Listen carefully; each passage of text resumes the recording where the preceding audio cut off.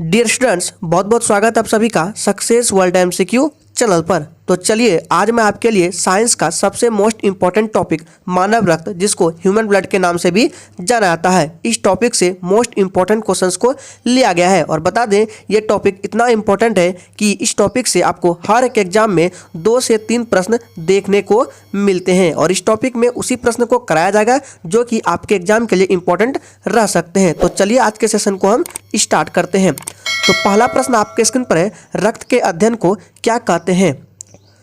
तो इसका जो सही जवाब है ऑप्शन ए हो जाएगा हीमेटोलॉजी। याद रखिएगा, रक्त के जो अध्ययन होते हैं उनको हीमेटोलॉजी के नाम से जाना जाता है। ऑप्शन ए इस प्रश्न का बिल्कुल सही जवाब हो जाएगा और इस सेशन में सभी के सभी प्रश्न सिलेक्टेड और अच्छे लेवल के लिए गए हैं। चलिए शिक्षक आगे देखते हैं। अगला प्रश्न आपके स्क्रीन पर है, रक्त के निर्माण की प्रक्रिया को क्या कहते हैं? तो इसका जो राइट आंसर है ऑप्शन ए के साथ चला जाएगा हीमोपोइसिस। याद रखिएगा, रक्त के निर्माण की प्रक्रिया को हीमोपोइसिस के नाम से जाना जाता है। ऑप्शन ए इस प्रश्न का बिल्कुल सही जवाब हो जाएगा। चलिए शिक्षक आगे देखते हैं। अगला प्रश्न आपके स्क्रीन पर है, रक्त के कितने भाग होते हैं? तो इसका जो सही जवाब है आपका ऑप्शन बी के साथ चला जाएगा, 2 भाग होते हैं रक्त के। अगर आपसे पूछे कि रक्त के कितने प्रकार होते हैं तो रक्त के टोटल 4 प्रकार होते हैं, लेकिन भाग 2 ही होते हैं। 2 भाग में से पहला भाग आपका प्लाज्मा होता है और दूसरा कनिकाएं होती है। ठीक है, याद रखिएगा, प्लाज्मा जो है 55 से 60% तक होती है और कनिकाएं हमारे शरीर के रक्त में 40 से 45% तक होती है। और प्लाज्मा में चलिए पूरा इस क्वेश्चन को डिस्कस कर देते हैं। तो याद रखिएगा, पहला भाग जो आपका प्लाज्मा है, ठीक है, चलिए इसमें बताते हैं क्या क्या होती है। तो प्लाज्मा में 90% तक जल होता है। याद रखिएगा, काफी इंपॉर्टेंट प्रश्न पूछा जाता है कि प्लाज्मा में कितने प्रतिशत जल होते हैं। तो याद रखिएगा 90% जल होते हैं प्लाज्मा में और 1% इसमें ग्लूकोन्स और मिनरल्स होते हैं और 9% प्रोटीन होते हैं प्लाज्मा में। ठीक है, और दूसरा भाग आपका कनिकाएं होता है। ठीक है, यहाँ पे लिख देते हैं कनिकाएं। और कनिकाएं के प्रकार यहाँ नीचे लिख रहे हैं। तो कनिकाएं के प्रकार आपका हो गया, पहला आरबीसी हो गया, दूसरा डब्ल्यूबीसी हो गया और तीसरा प्लेटलेट्स हो गया। ठीक है, यहाँ पे जगह नहीं इसलिए नहीं लिख रहे हैं। तो चलिए इस क्वेश्चन को फिर से रिपीट कर देते हैं। सबसे पहले ध्यान रखना है, तीसरा प्रश्न है, रक्त के कितने भाग होते हैं? भाग 2 होते हैं, प्रकार 4 होते हैं। भाग 2 में कौन कौन सा? पहला आपका आ गया प्लाज्मा, दूसरा कनिकाएं। प्लाज्मा में 90% जल, 1% ग्लूकोन्स और मिनरल्स, 9% प्रोटीन। ठीक है, और कनिकाएं के प्रकार कौन कौन से? आरबीसी, डब्ल्यूबीसी और प्लेटलेट्स। ठीक है, तो इस प्रश्न को ध्यान में रखना है। ये प्रश्न एसएससी में कई बार रिपीट हो चुके हैं। चलिए आगे बढ़ते हैं। अगला प्रश्न आपके स्क्रीन पर है, मानव रक्त किस प्रकार का उत्तक है? आंसर करेंगे।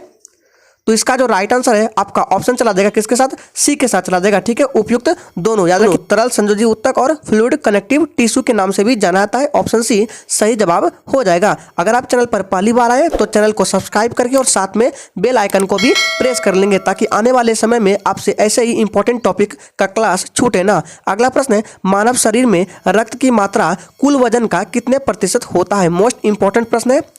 तो इसका जो राइट आंसर है आपका चला जाएगा किसके साथ? ए के साथ चला जाएगा 7%। याद रखिएगा, मानव शरीर में रक्त की मात्रा कुल वजन का 7% होता है। ध्यान रखिएगा। अगला प्रश्न है, मनुष्य के रक्त में पीएच मान कितना होता है? आंसर करेंगे। इस सेशन में सभी प्रकार के क्वेश्चंस को लिया गया है, मीडियम लेवल, टॉप लेवल, सभी प्रकार के क्वेश्चंस रहने वाले हैं। तो 6 का राइट आंसर आपका ऑप्शन चला जाएगा बी के साथ, 7.4 होता है मनुष्य के रक्त का पीएच मान। ऑप्शन बी बिल्कुल सही जवाब हो जाएगा। और ये जो पीएच है, पीएच को याद रखिएगा, पीएच को पावर ऑफ हाइड्रोजन और पोटेंशियल ऑफ हाइड्रोजन भी कहा जाता है। याद रखिएगा। अगला प्रश्न आपके स्क्रीन पर है, मनुष्य के रक्त का पीएच मान 7.4 होने का कारण रक्त क्या है?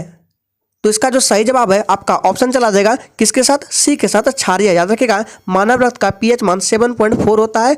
इसका जो कारण है वो क्षारीय होने का कारण है। और याद रखिएगा, पीएच स्केल जो है ये आपका 0 से शुरू होता है और 14 तक जाता है और बीच में आपका 7 होता है। और ध्यान दीजिएगा, अगर 7 से लेफ्ट की तरफ जाए यानी कि बाई ओर जाए तो अम्लीय होता है और 7 से दाई ओर जाए तो क्षारीय होता है। इसको ध्यान में रखना है। और 7 जहाँ पे आता है वो उदासीन होता है। याद रखिएगा, 7 से अगर हम बाई ओर जाएंगे तो क्या हो जाएगा? अम्लीय होगा और 7 से अगर हम दाई ओर जाएंगे तो वो क्षारीय होगा। ध्यान रखना है। अगला प्रश्न आपके स्क्रीन पर है, मानव शरीर में औसतन कितने लीटर रक्त होता है? आंसर करेंगे।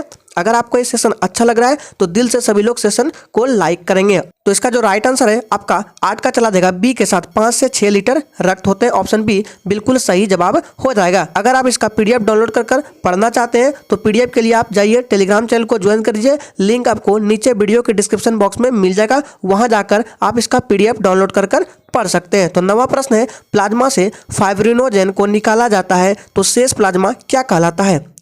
ये प्रश्न काफी बार एसएससी के एग्जाम में रिपीट हो चुके हैं, मोस्ट इंपॉर्टेंट है। तो इसका जो राइट आंसर है आपका हो जाएगा किसके साथ? ए के साथ हो जाएगा सीरम। ध्यान दीजिएगा, प्लाज्मा से अगर फाइब्रिनोजेन को निकाल दिया जाएगा तो शेष प्लाज्मा क्या कहलाएगा? सीरम कहलाएगा। ऑप्शन ए बिल्कुल सही जवाब हो जाएगा। अगला प्रश्न स्क्रीन पर है, रक्त से आरबीसी को जब निकाला जाता है तो शेष भाग क्या बचता है? तो याद रखिएगा शेष भाग बचता है प्लाज्मा, ठीक है। ऑप्शन डी बिल्कुल सही जवाब हो जाएगा। याद रखिएगा रक्त से जब आरबीसी को निकाला जाएगा तो शेष भाग प्लाज्मा बचेगा। अगला प्रश्न आपके स्क्रीन पर है, आरबीसी का मुख्य कार्य क्या होता है? तो इसका जो मुख्य कार्य होता है आपका ऑक्सीजन का परिवहन होता है। ऑप्शन बी बिल्कुल सही जवाब हो जाएगा, 11 का बी। और आरबीसी का कार्यकाल पूछे तो 120 दिनों का होता है आरबीसी का कार्यकाल। अगला प्रश्न आपके स्क्रीन पर है, मानव शरीर में आरबीसी का निर्माण कहाँ होता है? तो इसका जो राइट आंसर है आपका ऑप्शन ए के साथ चला जाएगा अस्थि मज्जा में। और याद रखिएगा अस्थि मज्जा को बोन मैरो भी कहते हैं। ध्यान दीजिएगा सभी के सभी प्रश्न अच्छे लेवल के और इंपॉर्टेंट है। अगला प्रश्न आपके स्क्रीन पर है, आरबीसी का वैज्ञानिक नाम क्या है? मोस्ट इंपॉर्टेंट प्रश्न है। तो इसका जो राइट आंसर है आपका ऑप्शन ए के साथ चला जाएगा एरिथ्रोसाइट। याद रखिएगा आरबीसी का वैज्ञानिक नाम एरिथ्रोसाइट है। ऑप्शन ए बिल्कुल सही जवाब हो जाएगा। अगला प्रश्न आपके स्क्रीन पर है, आरबीसी की खोज किस वैज्ञानिक ने की? तो इसका जो सही जवाब है आपका ऑप्शन चला जाएगा बी के साथ एंटोनी ल्यूवेनहॉक ने, ठीक है। ऑप्शन बी बिल्कुल सही जवाब हो जाएगा एंटोनी ल्यूवेनहॉक ने। मोस्ट इंपॉर्टेंट प्रश्न है, कई बार एग्जाम में रिपीट हो चुके हैं। अगला प्रश्न आपके स्क्रीन पर है, प्लाज्मा का रंग कैसा होता है? अगर आपको किसी भी प्रश्न में थोड़ा भी डाउट होता है तो तुरंत आप कमेंट बॉक्स में पूछिए, आपको रिप्लाई तुरंत दिया जाएगा। तो 15 का राइट आंसर आपका ऑप्शन बी के साथ चल जाएगा हल्का पीला। ध्यान दीजिएगा ये प्रश्न भी कई बार एग्जाम में आ चुके हैं। प्लाज्मा का रंग कैसा होता है? हल्का पीला होता है। आपको ऑप्शन में पीला भी मिल सकता है, कोई दिक्कत नहीं, हल्का पीला को टिक करना है, ठीक है। चलिए आगे देखते हैं। इसी से रिलेटेड अगला प्रश्न है कि प्लाज्मा का रंग जो पीला होता है वो किस कारण से होता है? आंसर करेंगे। अगर आपको इनमें से किसी भी प्रश्न का आंसर आता है तो आप कमेंट बॉक्स में दे सकते हैं। तो 16 का राइट आंसर आपका ऑप्शन बी के साथ चला जाएगा, क्या जाएगा? बिलीरुबिन। ऑप्शन बी बिल्कुल सही जवाब हो जाएगा। और रक्त का जो लाल रंग होता है वो हीमोग्लोबिन के कारण होता है, लेकिन प्लाज्मा का रंग पीला बिलीरुबिन के कारण होता है। ऑप्शन बी बिल्कुल सही जवाब हो जाएगा। याद रखिएगा इंपॉर्टेंट क्वेश्चन है। अगला प्रश्न आपके स्क्रीन पर है, भ्रूण अवस्था में आरबीसी का निर्माण कहाँ होता है? आंसर करेंगे। तो राइट आंसर इसका ऑप्शन ए के साथ चला जाएगा यकृत में। याद रखिएगा भ्रूण अवस्था में आरबीसी का निर्माण यकृत में होता है। ऑप्शन ए बिल्कुल करेक्ट आंसर हो जाएगा। चलिए आगे बढ़ते हैं। और याद रखिएगा यकृत जो है ये मानव शरीर की सबसे बड़ी ग्रंथि है। अगला प्रश्न आपके स्क्रीन पर है, आरबीसी का जीवन काल कितना होता है? याद रखिएगा इसका राइट आंसर ऑप्शन ए के साथ चला जाएगा 120 दिनों का होता है आरबीसी का जीवन काल। अगला प्रश्न स्क्रीन पर है, मानव शरीर में आरबीसी का विनाश कहाँ होता है? तो इसका जो राइट आंसर है 19 का डी के साथ चला जाएगा उपयुक्त सभी। याद रखिएगा हम तो जानते हैं कि आरबीसी का विनाश यकृत में और प्लीहा में होता है, लेकिन ऑप्शन सी क्यों दिए हैं? तो याद रखिएगा ये जो है स्प्लीन प्लीहा का ही अंग्रेजी नाम है। याद रखिएगा प्लीहा का ही इंग्लिश नाम क्या है? स्प्लीन है। आपको एग्जामिनर घुमा के क्वेश्चन ऐसे पूछ सकता है कि मानव शरीर में आरबीसी का विनाश कहाँ होता है? आपको ऑप्शन में यकृत दे देगा और स्प्लीन दे देगा, प्लीहा देगा ही नहीं। तो आपको कंफ्यूजन नहीं होना है। याद रखिएगा यकृत में और प्लीहा में होता है, और प्लीहा को ही इंग्लिश में स्प्लीन के नाम से जाना जाता है, इसलिए डी बिल्कुल सही जवाब हो जाएगा उपयुक्त सभी। अगला प्रश्न आपके स्क्रीन पर है, आरबीसी का कब्रगाह किसे कहते हैं?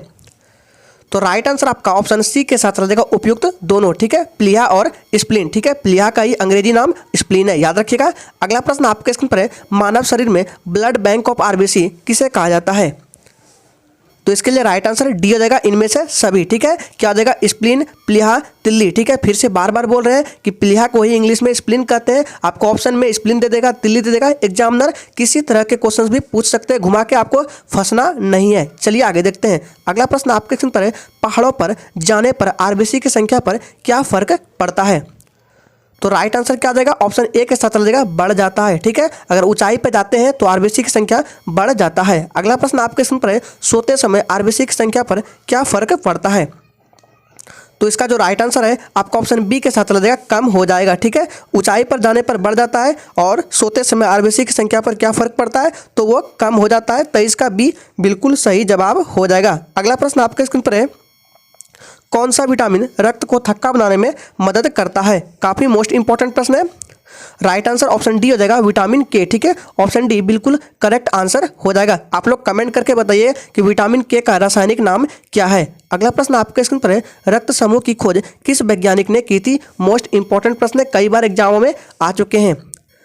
तो 25 का राइट आंसर क्या हो जाएगा? ए के साथ चलेगा, कार्ल लैंडस्टीनर। ठीक है, ऑप्शन ए बिल्कुल सही जवाब हो जाएगा, याद रखिएगा। और मनुष्य में 4 प्रकार के ब्लड ग्रुप होते हैं, याद रखिएगा। ये जो रक्त समूह है इसको ब्लड ग्रुप के नाम से जाना जाता है और 4 प्रकार के ब्लड ग्रुप होते हैं। चलिए लिख देते हैं कौन कौन सा। ए होता है, बी होता है और ए बी होता है और चौथा आपका ओ होता है। ठीक है, और याद रखिएगा ये जो ए बी है, ठीक है, ए बी को सर्वग्राही भी कहा जाता है। इसका मतलब है कि ये किसी भी ब्लड ग्रुप से खून ले सकता है। याद रखिएगा, ए बी क्या करता है? ये किसी भी ब्लड ग्रुप से खून ले सकता है। और ओ जो होता है ये सर्वदाता होता है, मतलब ये किसी भी ब्लड ग्रुप वाले को खून दे सकता है। ध्यान में रखना है, ये दोनों प्रश्न कई बार एग्जाम में रिपीट होते हैं। ठीक है, चलिए आगे देखते हैं। ये भी प्रश्न आपको आगे देखने को मिल सकते हैं। चलिए आगे देखते हैं। अगला प्रश्न आपके स्क्रीन पर है, आरएच तत्व जिसको आरएच फैक्टर कहते हैं की खोज किस वैज्ञानिक ने की थी?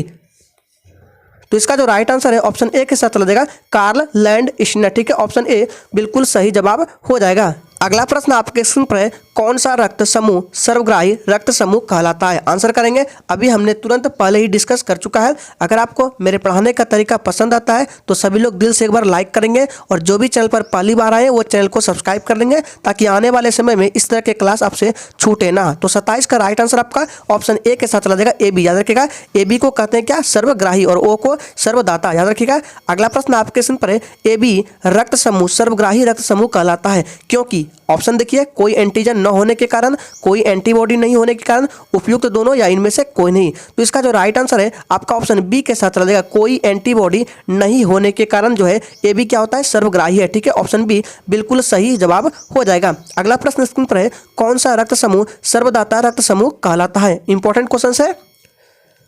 तो इसका जो राइट आंसर है आपका 29 का चला जाएगा, डी के साथ। ठीक है, ओ। ठीक है, याद रखिएगा ये आपका सर्वदाता कहलाता है। अगला प्रश्न इसी से रिलेटेड है कि रक्त समूह सर्वदाता जो है रक्त समूह कहलाता है क्योंकि क्या होता है? तो याद रखिएगा इसका राइट आंसर ए के साथ चला जाएगा, कोई एंटीजन न होने के कारण। ठीक है, ओ जो ग्रुप है वो सर्वदाता होता है क्योंकि उसमें कोई एंटीजन नहीं होता है, और ए बी जो होता है सर्वग्राही होता है, उसमें क्या होता है? कोई एंटीबॉडी नहीं होने के कारण वो क्या करता है? सभी से खून ले सकता है, सभी ग्रुप वाले से। ठीक है, याद रखिएगा, मोस्ट इंपॉर्टेंट प्रश्न है। अगला प्रश्न आपके स्क्रीन पर है, स्वस्थ मनुष्य का रक्तदाब कितना होता है? आंसर करेंगे। तो 31 का राइट आंसर आपका ऑप्शन चला जाएगा बी के साथ। ठीक है, 120/80 mm ऑफ Hg। ठीक है, ऑप्शन बी बिल्कुल करेक्ट आंसर हो जाएगा। अगला प्रश्न आपके स्क्रीन पर है, आरबीसी की कमी से कौन सा रोग होता है? तो याद रखिएगा इसका राइट आंसर है एनीमिया। ऑप्शन ए बिल्कुल सही जवाब हो जाएगा, आरबीसी की कमी से एनीमिया नामक रोग होता है। अगला प्रश्न है, मानव शरीर में किस अंग में रक्त नहीं पाया जाता है? मोस्ट इंपॉर्टेंट टॉपिक है। अगर आप इस टॉपिक को सही से कवर कर लेते हैं तो आपका एक भी प्रश्न एग्जाम में बाहर नहीं जाएगा। तो 33 का राइट आंसर आपका ऑप्शन ए के साथ चला जाएगा, कॉर्निया। ठीक है, याद रखिएगा मानव शरीर के कॉर्निया भाग में रक्त नहीं पाया जाता है, ऑप्शन ए बिल्कुल सही जवाब है। अगला प्रश्न है, आरबीसी की संख्या किस यंत्र के द्वारा ज्ञात किया जाता है?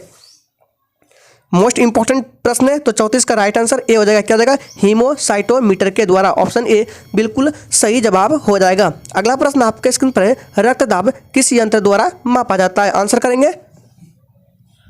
तो 35 का राइट आंसर ऑप्शन ए के साथ चला जाएगा। ठीक है, स्फिग्नोमीटर के द्वारा रक्तदाब मापा जाता है, ऑप्शन ए बिल्कुल करेक्ट आंसर हो जाएगा। अगला प्रश्न आपके स्क्रीन पर है, WBC का वैज्ञानिक नाम क्या है? तो याद रखिएगा WBC का वैज्ञानिक नाम क्या है? ल्यूकोसाइट। ठीक है, ऑप्शन बी बिल्कुल सही जवाब हो जाएगा। और आरबीसी का वैज्ञानिक नाम क्या है? तो एरिथ्रोसाइट, पहले भी बता चुका है, याद रखिएगा WBC का ल्यूकोसाइट और आरबीसी का एरिथ्रोसाइट। इंपॉर्टेंट है। अगला प्रश्न आपके स्क्रीन पर है, WBC का जीवन काल कितना होता है? याद रखिएगा आरबीसी का जीवन काल 120 दिन का होता है और WBC का जीवन काल 2 से 5 दिन तक होता है, ऑप्शन सी बिल्कुल सही जवाब हो जाएगा। अगला प्रश्न आपके स्क्रीन पर है, मानव शरीर के रक्त में सबसे ज्यादा WBC कौन सी पाई जाती है? आंसर करेंगे। तो 38 का राइट आंसर आपका ऑप्शन चला जाएगा किसके साथ, ए के साथ चला जाएगा। ठीक है, न्यूट्रोफिल्स, याद रखिएगा इंपॉर्टेंट प्रश्न है। मानव शरीर के रक्त में सबसे ज्यादा WBC कौन सी पाई जाती है, तो सबसे ज्यादा WBC न्यूट्रोफिल्स पाई जाती है। ठीक है, WBC के भी प्रकार होते हैं, उनमें से न्यूट्रोफिल्स सबसे ज्यादा मात्रा में पाई जाती है। अगला प्रश्न आपके स्क्रीन पर है, मानव शरीर के रक्त में सबसे कम WBC कौन सी पाई जाती है।